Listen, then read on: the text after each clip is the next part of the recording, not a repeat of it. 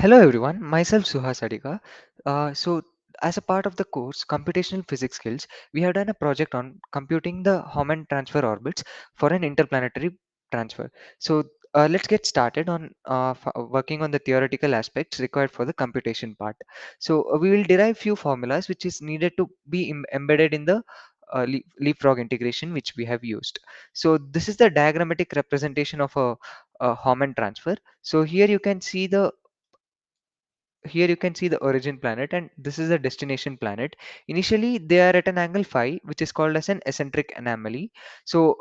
This is a fixed angle for which the transfer will be successful. So this point we call it as perigee and this point we call it as apogee. Always remember, the point which is very closest to the sun is called as perigee and the point which is away from sun is called as apogee.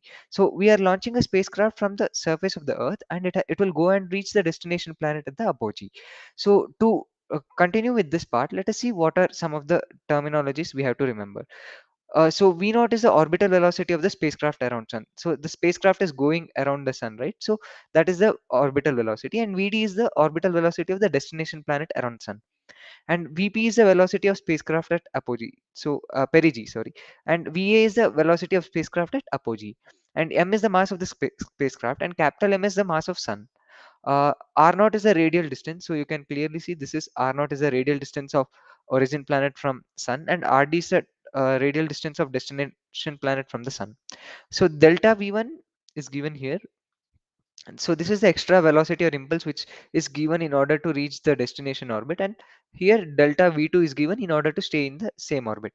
You know, right? If we give because it's already going with an orbital velocity of V naught around sun, if we give one more extra velocity, it will for sure change the orbit, right? So this will be the orbit which it will be tracing.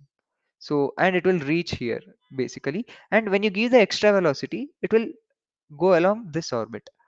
So you might ask what happens if we don't give this delta V2, then it will just come back in the same orbit and reach Earth. So this is an ellipse. So this is not really looking like an ellipse, but just consider it as looking like an ellipse. So let's carry forward to the derivation now. You already know what all terminologies we are taking. So let me start fresh. You can so let me just write the equation first. So these are some of the important observation you would have made at perigee. So the velocity at perigee is equal to velocity of the origin planet, that is orbital velocity of the origin planet around sun, plus delta v1 is given, right? The extra velocity given. So let us call this equation number 1, and then at apogee you can write v apogee plus delta v2 is equal to vd, right? So Vd is the orbital velocity of the destination planet. So these are the equation which we should start with. And now you know that angular momentum is conserved because there is no external force acting. So we can write angle as tau external is 0, angular momentum is conserved, right?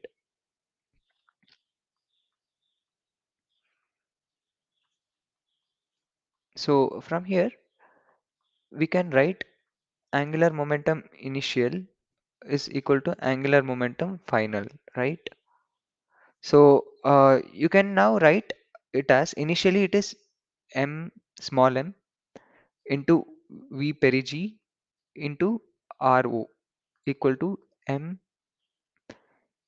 small m into v apogee into rd, right? So from here you can clearly see this m and m gets cancelled, and then we can write v perigee is equal to v apogee into rd by rho, right?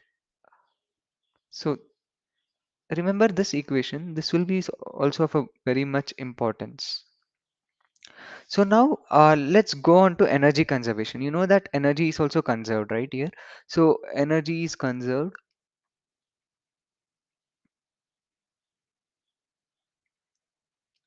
So you can write energy initial is equal to energy final. Okay, so you can see what initially we are having kinetic energy as half m v p square minus, you know, the potential energy of gravitational force is gmm by r, right? So g into capital M by small m by rho is equal to half m into v apogee square minus gmm by rd, right? So let's cancel all small m's as they are commonly appearing in all the equations. And now just let's bring the similar terms on the left hand side and the others on the right hand side. So what we can write is half Vp square minus half Va square is equal to Gm by Rho minus Gm by Rd, right? So we have this equation now. So let's try to simplify it. And we can take Vp square minus Va square by 2 is equal to Gm into Rd minus R naught by Rd R naught, right? So let's try to use this equation here, uh, basically here. We'll replace Vp with this relation here. So we get Va square into Rd square by R naught square minus Va square is equal to 2Gm into Rd minus R naught divided by Rd R naught, right? So here I take R naught on the other hand. So what I get now is Va square into Rd square minus Va square into R naught square divided by R naught square is equal to 2Gm into Rd minus R naught divided by Rd R naught. So I'll cancel one R naught and I can take Va common, then I get it as Va square into Rd square minus R naught square divided by R naught is equal to 2Gm into Rd minus R naught by Rd. So now you can clearly see this is of the form a square minus b square. This can be written as a minus b into a plus b. So clearly we can see that Rd minus R naught is cancelled, right? One Rd minus R naught is cancelled. So what you have left is now in the RHS Va square into Rd plus R naught by R naught is equal to 2Gm by Rd, right? So this one of them is cancelled. This is partially cancelled. So now we have is we can rearrange the terms, and what we get is Va square, sorry, Va square is equal to 2Gm Rho divided by Rd into Rho plus Rd, right?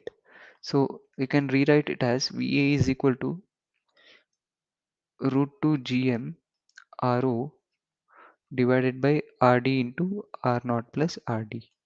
So when you do the similar steps with by replacing Va in the form of Vp, what you get for Vp is root 2 Gm Rd upon R naught into R naught plus Rd, right? So this is what you will get. And now you already know this relation, right? For Vp and V apogee. Uh, then we just put that Vp and Va whatever we have got in this equation. So delta V1 is Vp minus V naught and delta V2 is Vd minus V apogee, right? So we'll just write it down. Delta V1 is equal to Vp minus Vo, right? So delta V1 will be equal to root 2 Gm Rd divided by R naught into R naught plus Rd minus root Gm by Rho, right? So this is what we get it. So you can take a certain things common. So then it will be root Gm by R naught into root 2 Rd by R naught plus Rd minus 1. So this will be delta V1. Similarly, now we can write delta V2 as Vd minus V apogee, right? So this will be equal to root Gm upon Rd minus V apogee is root 2 GM RO by RD into RO plus RD, right? So now we can just rearrange the terms, and delta V2 is equal to, take root GM by RD common, into 1 minus root 2 R naught by R naught plus RD. So this is something important which you are getting. These are the extra velocities you have to give in order to reach, in order to make a successful Hohmann transfer. So these are one of the important equations which we have got. Let's highlight them so that we will not miss it.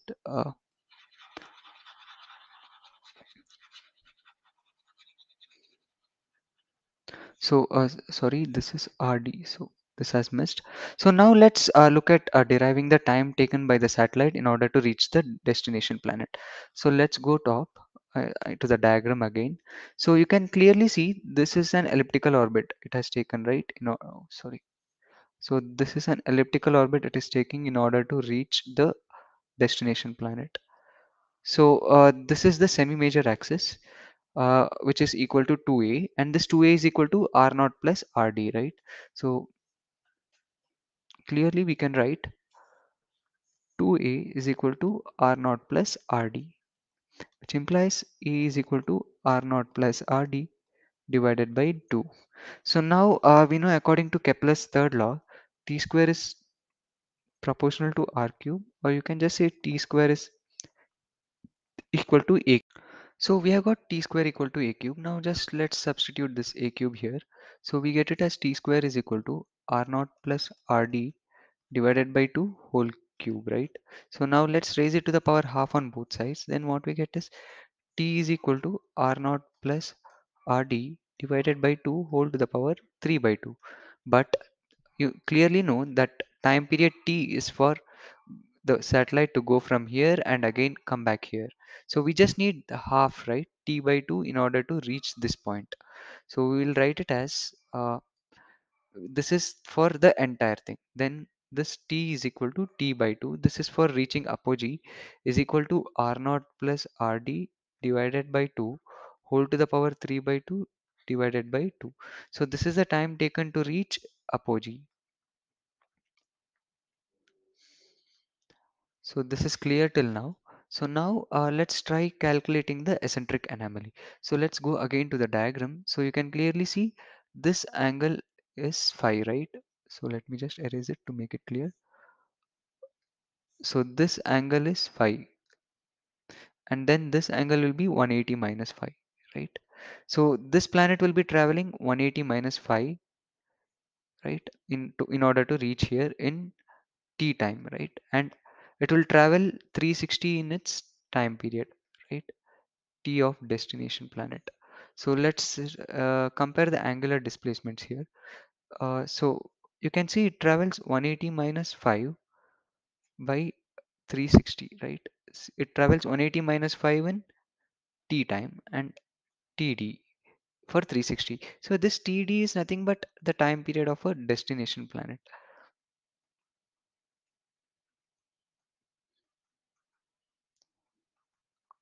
So from this, you can clearly, with the data available, you can clearly find out phi for which the transfer will be successful for a given planet. So thank you guys. I hope you guys have understood. In case you have any doubts, you can reach out to me by emailing me. Thank you.